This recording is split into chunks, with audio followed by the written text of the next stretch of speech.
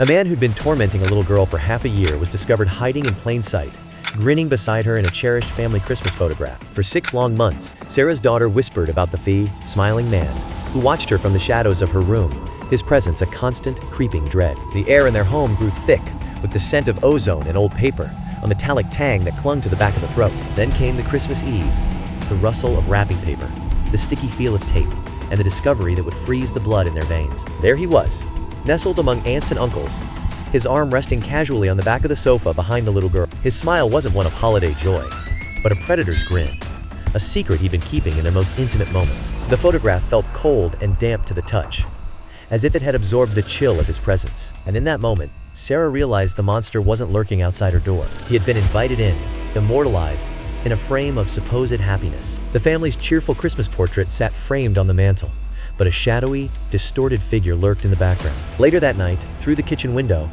I saw my teenage sister's eyes, wide with pure terror, staring back at me from the darkness outside. The sharp, mechanical click of a camera shutter echoed through the silent house. And the worst part? I was the one who had opened the door and let him in. In our sun-drenched Austin home, I, Sarah, arranged photographs in a worn family album while my artistic daughter Lily sketched by the window. My husband Mark and I had crafted what felt like a perfectly open life, a sanctuary built on trust and shared memories. The album itself smelled faintly of aged paper and the chemical tang of old adhesives, a tactile archive of our happiness. It was a tangible record of everything we held dear, a story we believed we had written ourselves. Lily was our greatest joy, our daughter who illuminated our world. Like any proud mother, I documented every precious moment. Her first wobbly steps, school plays, sun-drenched beach vacations, Sunday morning pancakes, all of it became part of the Miller Family Moments, blog and social pages, a digital chronicle of our happiness. It was my love letter to the life we built, preserved in pixels and posts. Our digital scrapbook. I had followers, a little community, people who loved seeing Lily grow up, a gallery of perfect moments, curated for strangers. Among the endless trolls, one user stood out, PhotoFanatic88, always the first to like, always with a kind comment. Remarks like, "Lily's getting so tall," or "That looks like a great hiking trail," felt genuinely supportive. In our digital world's cold static, this presence felt like a rare, comforting warmth. Then, about 8 months ago, something in Lily shifted. Our bright, talkative daughter began retreating behind her bedroom door. A simple phone notification would make her flinch, her breath catching in her throat. She started asking me, her voice thin with a quiet panic, to remove every photograph of her from the house. What I dismissed as teenage angst, a simple craving for privacy, I now see was something far more sinister. I assured her she was overreacting, that our digital footprints were harmless echoes in a vast, empty chamber. Then, the air in the house grew thick, tasting faintly of ozone and static. A low, electronic hum began to pulse from the walls, a sound that wasn't there before, and the harmless online world we built started to fracture. The light grew colder as Lily stared out her window, her body rigid with tension. A metallic scent, like wet asphalt and ozone, seemed to seep through the glass. Her voice was a tight whisper, barely audible over the drumming rain. "Mom." Her breath hitched. "There's a car, a gray sedan, at school today." Then at the end of our street by evening. "Sarah, honey, it's probably just a neighbor's guest." But the car kept appearing, a silent, recurring stain on our normal world. Then the gifts started. Small, anonymous packages left at the door, smelling faintly of damp earth, left on our porch. No note. First, it was a sketchbook, the exact brand Lily preferred. Then, a charm bracelet with a tiny lily flower. The air grew heavy with the scent of damp earth and something faintly metallic.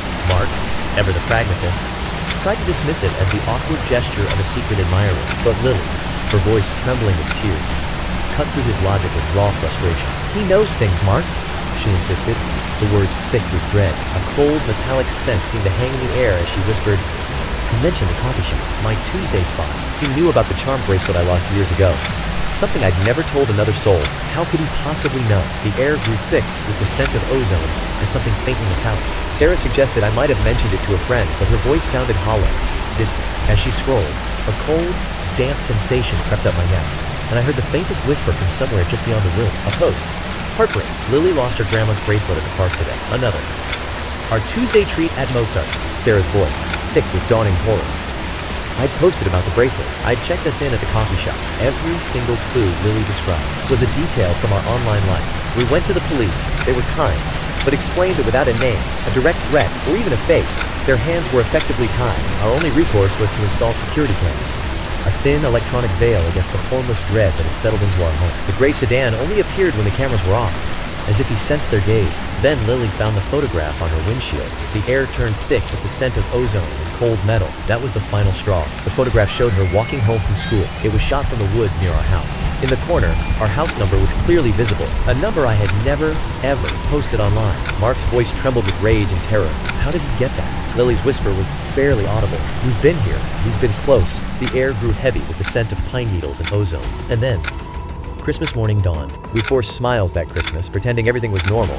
But the tension was a thick, metallic taste in the air. Lily pleaded with me, her voice a desperate whisper, begging me not to post anything online. For the first time, I actually listened to her. That decision would be the last normal moment we ever had. But my mother, visiting from Florida, insisted on a big family photo. For my album, just for me, she said. We gathered by the Christmas tree, its colored lights glinting off tinsel and ornaments. The air smelled of pine needles and warm sugar cookies from the kitchen. Mom's friend, Uncle Mike, stood at the edge of the frame, his smile not quite reaching his eyes. A week later, my mother mailed the developed photographs. As I was slotting them into our family album, a detail in the Christmas picture snagged my attention. The air in the room grew dense and still. There, in that crowded, cheerful scene with Mr. Henderson holding his pie, was something that didn't belong. Behind Lily's shoulder in the background stood Mr. Henderson, our neighbor from 3 doors down, and beside him, holding a cup of eggnog, smiling directly into the camera lens, was the same technician who had repaired our internet router 2 years earlier. The photo filled the screen, its cheerful colors now feeling sticky and wrong. Sarah's finger drifted toward a man in his 40s, his pleasant face blending into the family group. His quiet demeanor returned to her. Polite, reserved, almost invisible. He'd lingered in their home for a full hour, a silent observer. Every framed memory on that wall had passed before his eyes. He'd asked what Lily was into, claiming he had a niece the same age. I'd assumed he was just making conversation. Then the realization hit. My blood turned to ice in my veins. I ran to my laptop, my fingers trembling as I pulled up the Photo Fanatic 88 profile. My hands were blocks of ice as I searched his name online, the air growing thick with dread. The search results were empty, nothing at all. Then I added the word photography to his name. A single result materialized from the digital void. An ancient, dormant forum profile, waiting. His username was PhotoFanatic88. Sarah's voice fractured as she whispered the truth. The ghost of his smile now felt like a damp, clinging presence in the room. He wasn't some anonymous shadow in the darkness. He was the man I'd welcomed into our home, the kind follower I'd thanked in the comments. For 2 long years, he'd been meticulously curating every detail of our lives. He knew our routines with chilling precision because I'd published them all. The familiar scent of our home now carried the faint,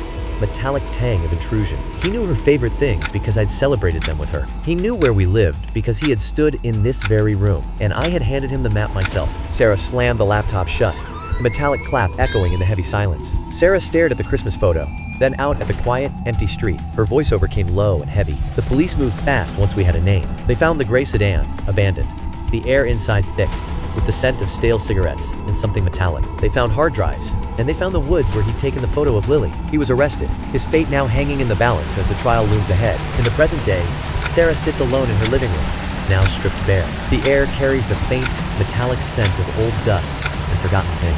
Every quiet creak of the settling house feels like an intrusion in a hollow space. The family photos had vanished from the walls. In the background, Lily spoke quietly on the phone, a wary smile touching her lips. They call it a crime of opportunity, but I was the architect of that opportunity. Every social media post was a brick. Each one laid a path straight to my daughter's window. The air in the room grew heavy with the scent of ozone and cold dread. I believed I was sharing love. I was handing out coordinates. The stalker is gone, but the fear isn't. It clings like a damp chill, thick with the scent of ozone and old dust. And the quiet is a pressure in the room. The darkness is inside me now, a permanent resident in my veins. Lily is mending, but the girl in those photos is gone forever. My reality is this. The monster who shattered her was the one who worshipped my work. We got a new router. The air in the house tastes like ozone and dust. Owl, Miller Family Moments, blog is now a digital ghost town. Abandoned and silent. I still pull up that last Christmas photo, the final one we'll ever have, like my daughter's smile is strained, a mask over something hollow. That forced expression haunts me more than any ghost ever could. I see my own oblivious joy when I see it. Standing in our home, holding a cup of my eggnog, already living the fantasy I'd so carefully packaged and posted. The scent of pine and cinnamon hangs in the air, but now it's tainted with a metallic hint of something wrong. A sticky, cold dread seeps into my bones as the image freezes, his face the only clear thing in the blur. Then, it fades to black, leaving only a haunting whisper in the void. So I have to ask you, are these in your family album? Like the journey? Subscribe and join the next expedition.